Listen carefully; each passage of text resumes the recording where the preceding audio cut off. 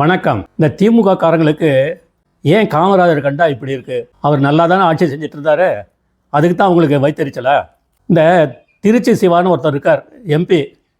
அவர் என்ன சொல்லியிருக்காருன்னா, சாகரத்துக்கு முன்னாடி காமராஜர் அவர்கள் கருணாநிதியின் கையை பிடிச்சிட்டு நாட்டை நீங்கள் தான் காப்பாற்ற வேண்டும் அப்படின்னு சொல்லி கண்ணீர் மல்க கூறினாராம். எப்படி இருக்குது? யார் கையை பிடிச்சி யார் கேட்குறது அப்படின்றது விவசாயே இல்லையா?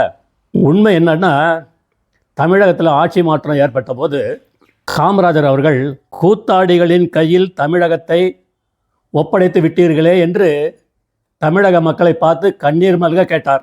காமராஜர் அவர்கள் உயிரோடு இருந்தபோது திமுக காரங்க அவரை சகட்டு மேனிக்கு திட்டிகிட்டு இருந்தாங்க. பனை ஏறி, மாட்டுத்தோல் உடம்புக்காரன், அண்டங்காக்கா என இழிவாக பேசினர்.